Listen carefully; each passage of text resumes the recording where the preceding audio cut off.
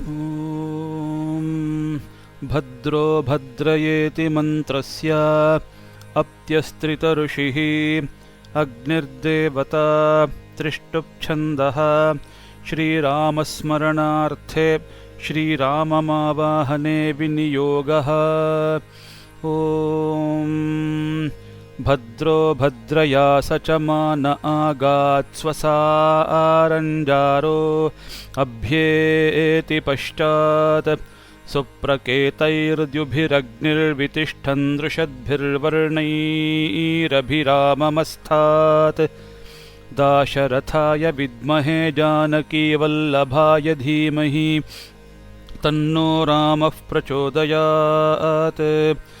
अर्वाचीति मन्त्रस्य गौतमो वामदेवऋषिः सीतादेवता अनुष्टुप्छन्दः सीतास्मरणार्थे विनियोगः।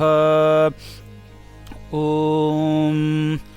अर्वाची सुभगे भवसीते वन्दामहे त्वा यथा नः सुभगाससि यथा नः सुफलाससि जनकात्मजायै विद्महे रामप्रियायै धीमहि तन्नो जानकी प्रचोदयात्। कालिको नाम इति मन्त्रस्य मैत्रावरुणिर्वसिष्ठऋषिः सर्पः सुमङ्गलो देवता अनुष्टुप्छन्दः लक्ष्मणस्मरणार्थे लक्ष्मणमावाहने विनियोगः। ॐ कालिको नाम सर्पो नवनागसहस्रबलः यमुनह्रदे हसो जातो ओ ओ ओ ओ यो नारायणवाहनः हलायुधाय विद्महे रामानुजाय धीमहि तन्नो लक्ष्मणः प्रचोदयात्।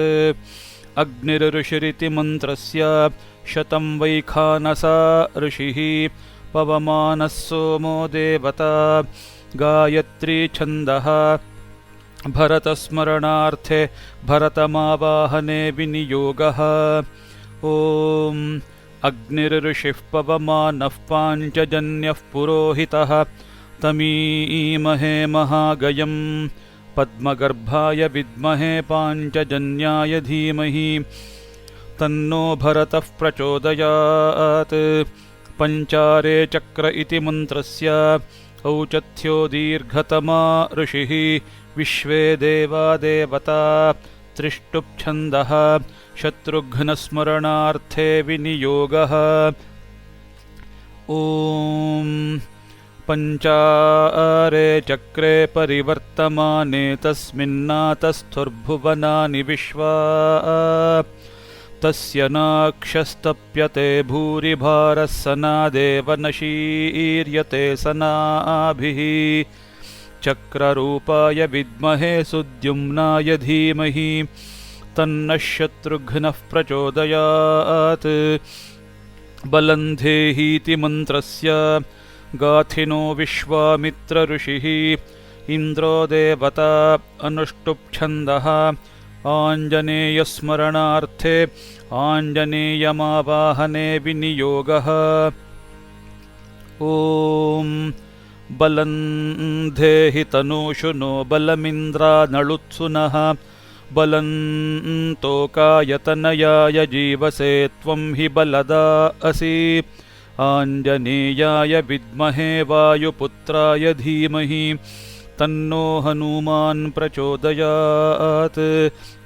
ॐ श्री सीता लक्ष्मण भरत शत्रुघ्न हनुमत्समेत श्रीमद् रामचन्द्र परब्रह्मदेवताभ्यो नमः।